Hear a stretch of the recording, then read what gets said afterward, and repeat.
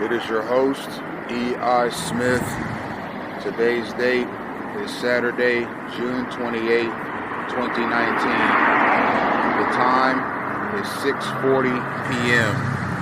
I am on US 1 in Pompano Beach, right at the border. I'm going to get some gang stalking caught on camera for you this evening. Be looking for synchronized obstruction of movement, synchronized space crowding, an abundance of public service vehicles, and general synchronized orchestrated gang stalking activity. Let's go.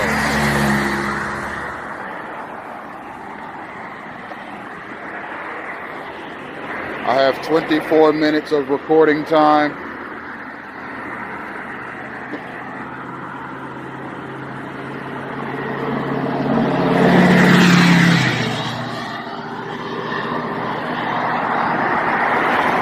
There's our first instance of synchronized space crowding.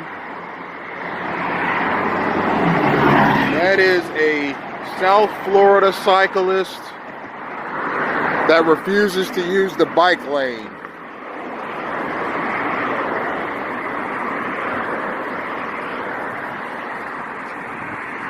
There's a lot of those in the area. They are a part of a unit. Those are not individual, random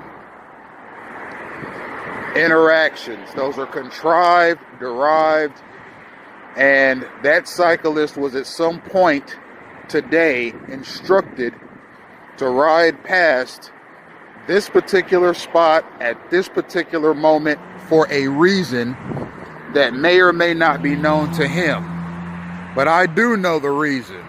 That he was sent this way at this point in time, right here and now, and on the sidewalk rather than the bike lane, and that was to obstruct my movement.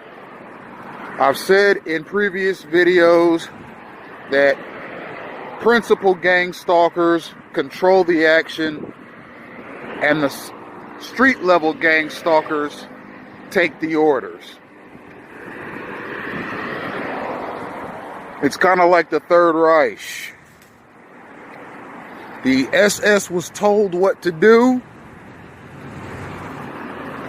They didn't always know why. They were told to do this or that to populations in Germany and Poland. They just carried out the orders. But the ones doing the orchestrating, the ones making the commands, they were the master planners. They were the holders of the blueprint. And they were the ones that ultimately knew what the SS's actions were supposed to accomplish. Now, what are gang stalkers' actions supposed to accomplish? The complete and total destruction of the targeted individual. The destruction of their interpersonal relationships. The destruction of anything that resembles an education. The destruction of the target's work life. The destruction of their health. The destruction of their well-being. And ultimately the destruction of their psychological state, which will more or less equal an early death for the targeted individual. Now that was synchronized space crowding we just saw.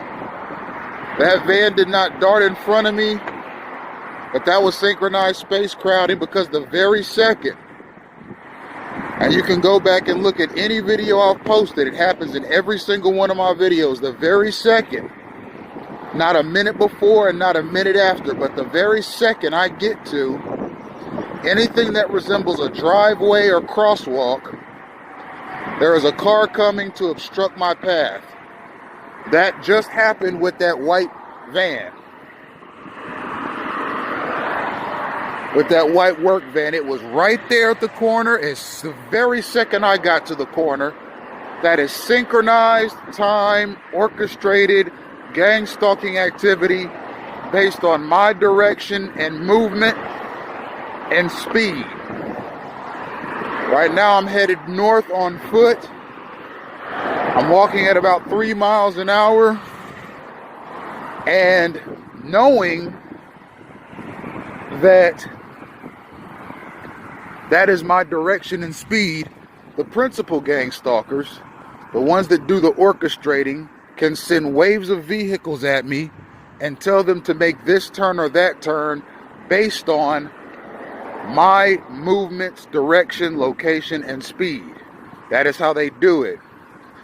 You've never seen so much math and so much planning and so much strategy going into the harassment, obstruction, destabilization, disruption, and aggravation of one person. But you get to see it with me, because I intend on recording this gang stalking activity, namely the gang stalking campaign against my life, until it is fully dismantled and thrown into the trash can of history. Because this is a historical project. It is a historical movement. It is a historical set of actions.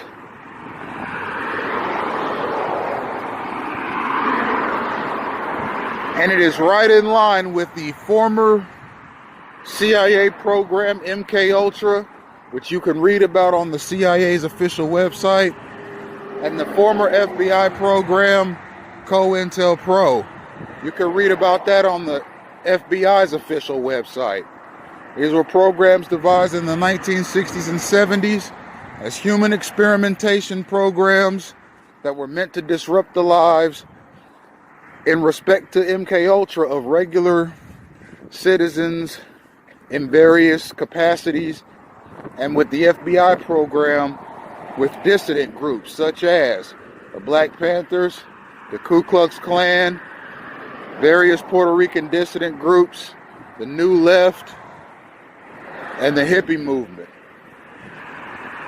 All of these dissident movements and groups were disrupted by the COINTELPRO program.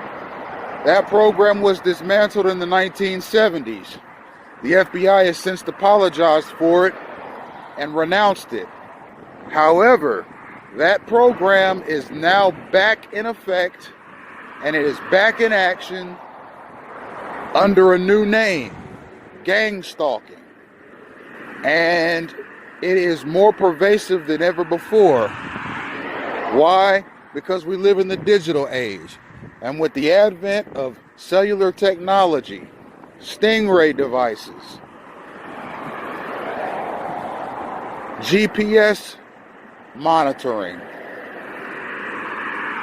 and other forms of sophisticated tracking mechanisms, principal gang stalkers can send units of street stalkers at a person at any time of day, 24 hours a day, including inside of their own home. If you go to my Twitter page at Senate and House, if you go to the Moments tab, you'll see where in several different instances, namely 10 times over a 12-month period, my Dayton area townhouse located at 2077 Lakewood Drive in Dayton, Ohio, was burglarized, vandalized, and abused. How is it possible that a man's home could be burglarized 10 times in 12 minutes? Extreme gang stalking is the answer. My immediate neighbors had to be somehow distracted.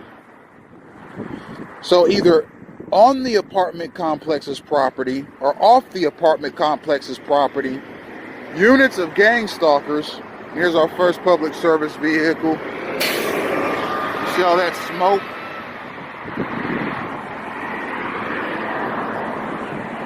That's part of gang stalking, polluting the lungs of the targeted individual. So anyhow, my neighbors had to be distracted at some point so that the stalkers could enter my apartment with impunity and without consequence, damage my property, damage the apartment, and leave safely. How did they know I wasn't going to pull up in my car the minute they walked in? Well, because they knew where my exact location was. Not the people breaking and entering, but the principal gang stalkers that instructed the criminals to go into my apartment and vandalize it. The principal gang stalkers, the orchestrators, they knew what my location was. Maybe I was at University of Dayton. Maybe I was at the grocery store. Maybe I was at the library on campus. Maybe I was at a gas station that was 20 or 30 minutes away. Maybe I was at church. Maybe I was doing something else. The principal gang stalkers did not send those imbeciles into my apartment until they knew that I was far enough away to where I wouldn't arrive when they were there. Because, ladies and gentlemen, I kept a .45 caliber Glock in my apartment, more synchronized space crowding to my left. As I've said before, the very second, ladies and gentlemen, I get to a crosswalk, a driveway, or anything that resembles a walkway or other similar structure that has a driveway in it, a crosswalk, for example, there is a car immediately coming my way. Ladies and gentlemen, that is synchronized gang stalking activity.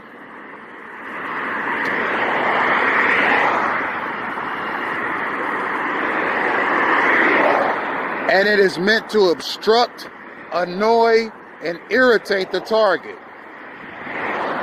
And ladies and gentlemen, these ignoramuses have succeeded in doing that. Now I want to talk about that BMW that nearly ran into me just now. That person may or may not have known that their actions were going to be obstructive to another person. That person in that car may or may not have known that the person that was getting ready to walk across that driveway was a targeted individual. But somebody knew. The principal gang stalkers knew. The orchestrators of this program knew. That's why they instructed that person to do what they were doing. Now, who knows what that person was told?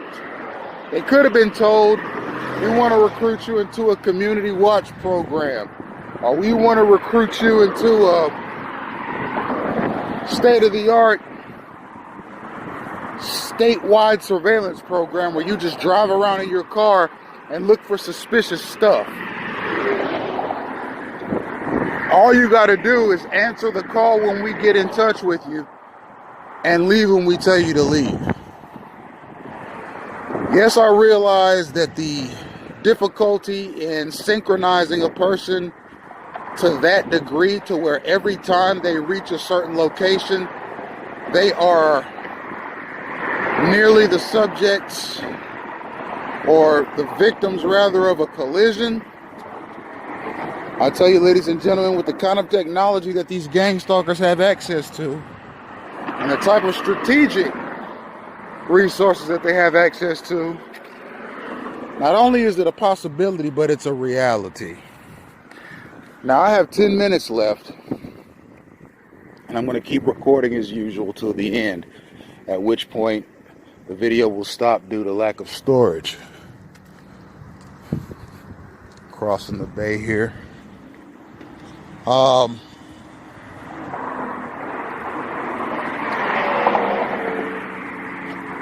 Cars speeding past like that, that's street theater.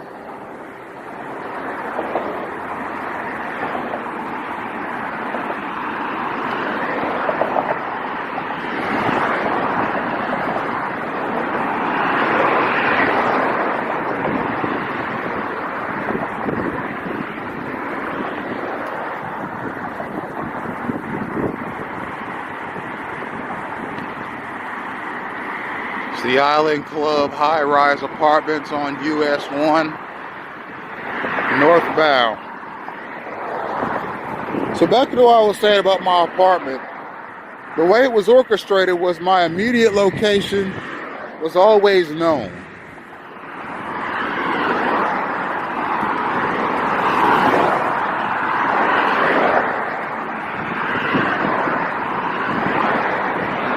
And the people vandalizing my apartment were giving a time frame based on my location. If I was relatively close, like maybe 30 minutes away, they say, okay, you got 10 minutes to vandalize this man's unit.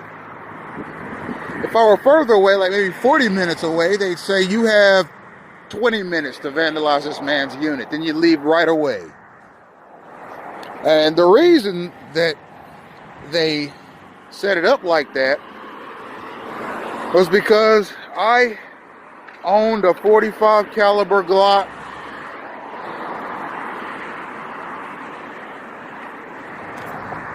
That was a Smith & Wesson.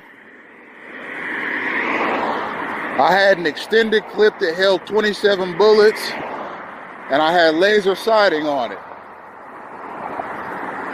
I took it to the range once and used it to make sure that it shot good.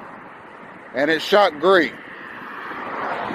And ladies and gentlemen, had I ever once came home and saw intruders in my apartment, damaging property, or doing anything that would constitute burglary, I would have pulled that gun out and I would have ended the lives of each and every one of them. More synchronized space crowding. Again, the very second that I get to a driveway or crosswalk or anything that resembles a walkway or a driveway in any capacity, there is a car there to immediately cut me off. That is obstructive, hateful, gang-stalking activity. And I intend on capturing every bit of it and posting it online for the general public to see and witness. Now you notice how there's not cars coming to stop that maneuver. They seem to always have a clear opening to cut me off. That has to do with the stoplights being rigged, and it also has to do with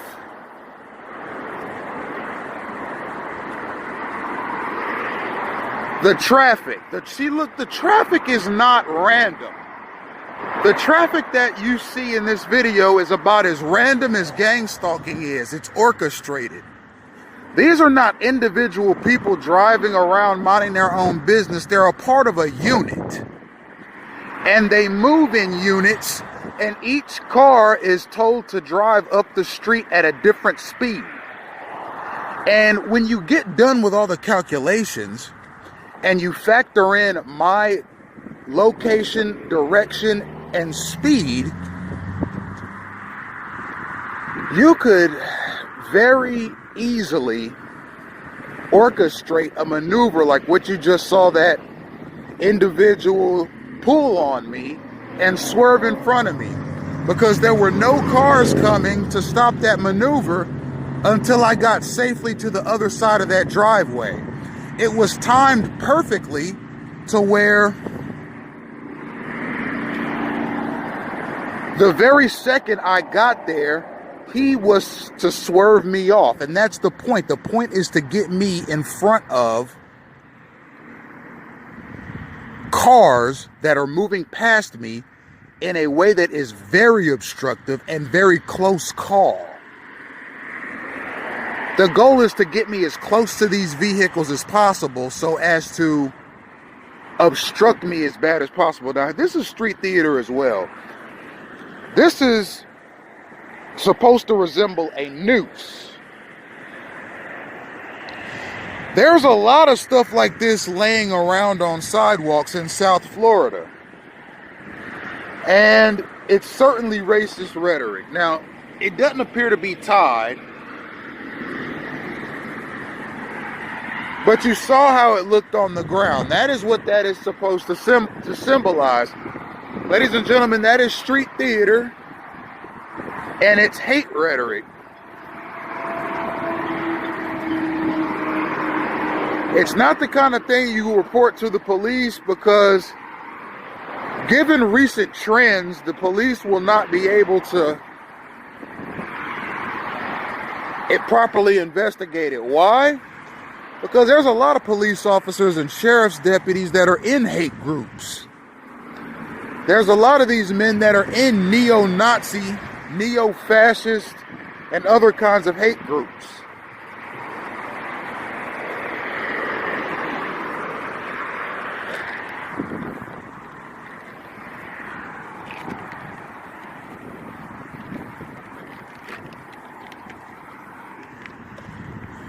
You see a lot of these laying around too, objects with barcodes on them.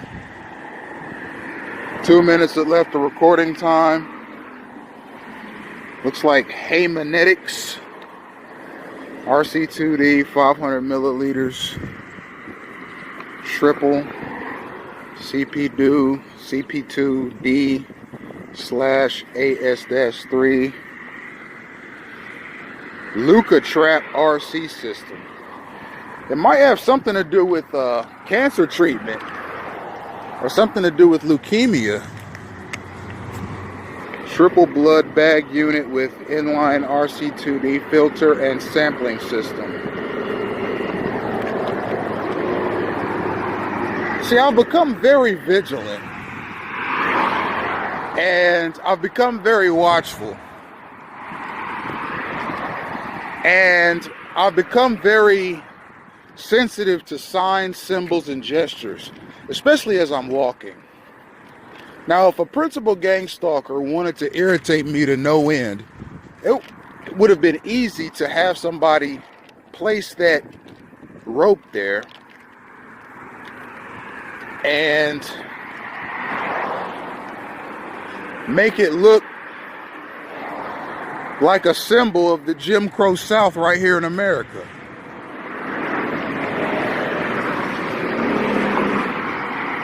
And then walk off, ride off, or drive off. Just as I got to it.